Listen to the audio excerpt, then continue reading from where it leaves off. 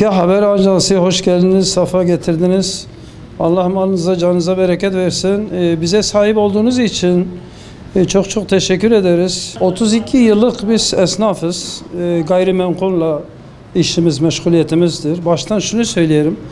Vatandaşlarımıza yazık olmaması için her evinden gelen ben müteahhitim diye bina dikmeye kalkıyor. Fakat maalesef bunların yarısı işi başarıyla götüremiyor. Millet mağdur oluyor. Benim tavsiyem, benim isteğim bizim vatandaşlardan mağdur olmamaları için tapu hazır olmadan hiçbir anlaşma yapmasınlar, bir ödeme yapmasınlar. Bir müteahhit kaçıyor, en az 20 aile mağdur oluyor. Bunun önüne geçmesi için insanlar önce sorup soruşturmak, araştırmak. Fakat ikinci husus, son 3 senedir bankaların faizleri yüksek olduğu zaman milletin %80'i rahatlığı için bankalara koşuyor, bankalara gidiyor, bu işe giriyor, ticaretimiz durmuştur. Maalesef müteahhitler de, hakiki müteahhitler de zarar ediyorlar. Maliyet çok yüksek, işçilik çok yüksek.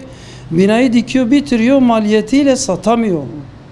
Harcadığı paranın altında satması gerekirken, yani zarar etmesi gerekmezken mecburi maliyetin altında satışlar oluyor, müteahhitler mağdur oluyor.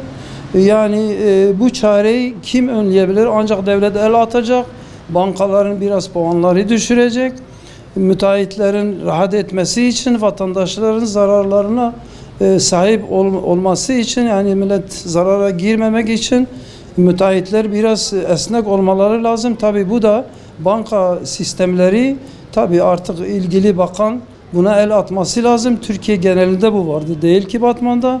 Özellikle bizim Batman insanları saf turist oldukları için en fazla mağduriyet Batman'da yaşıyor. Konut satışları takriben 2,5 senedir durmuştur.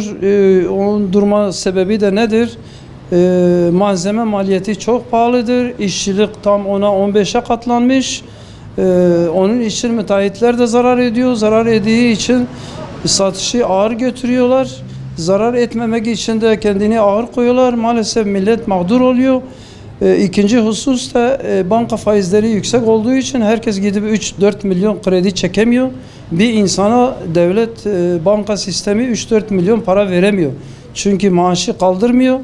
Onun için hem faizlerin düşmesi hem de müteahhitlere sahip çıkmak vatandaşların rahatlığındadır. Şimdi fiyatlar, inşaat malzeme, işçilik maliyeti her mahallelerde aynıdır.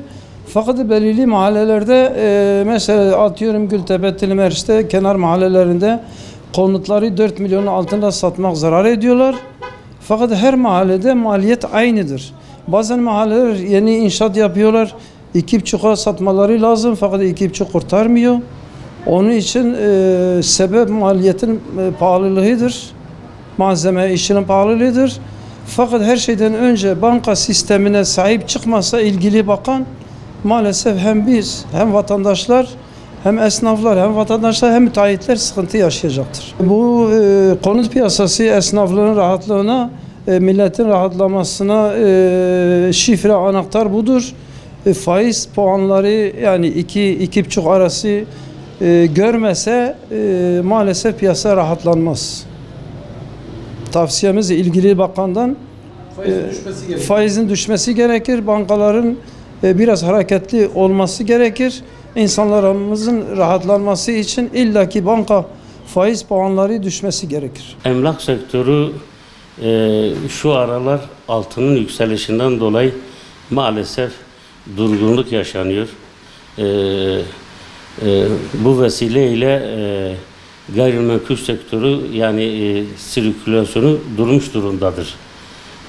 Ancak altın böyle stabil bir duruma çekilirse ondan sonra belki para akışı gayrimenkule gidebilir. Ondan sonra ancak böyle sirkülasyon olabilir. Ama maalesef şu an piyasa durgun. Kredi konutların yüksek oluşundan dolayı maalesef daire satışı pek fazla olmuyor. Yani çok arz var ama maalesef çok az talep var. Ama gayrimenkul konut kredisi faizleri düşerse bu emlak sektörünü yani gayrimenkul sektörünü bayağı canlandırır. Hatta zirve bile yapar yani. Şu an zaten toplumumuzun %80'i düşük kredi konutlarının çıkmasını bekliyor yani. Bu vesileyle şu anda sadece zaruri ihtiyacı olan kişiler daire alıyor. Onun haricinde maalesef ciddi anlamda satışlar yok. Yaklaşık 2,5 yıl civarındadır. Konut satışlarına bir durgunluk söz konusu. Bu da kredi faizlerinin yüksek oluşundan dolayı. Kredi faizi yükseldikten sonra konut satışları bayağı durdu yani. Ve halen de öyle devam ediyor yani. Öngörümüz işin gerçeği şöyle yıl başına doğru yani yıl sonuna doğru böyle bir beklenti var yani toplumda kredi konutların faizi düşebilme ihtimali var. Bu da satışları pik yapar diye düşünüyorum yani. Gayrimenkul sektörü yani canlı olabilmesi için mutlak kredi faizlerin böyle makul olması lazım yani. Eğer bu sağlanırsa gayrimenkul sektörü gayet sirkülasyon olur, ihtiyaç sahipleri ev alır. Bu şekilde ancak bizim dileğimiz budur yani.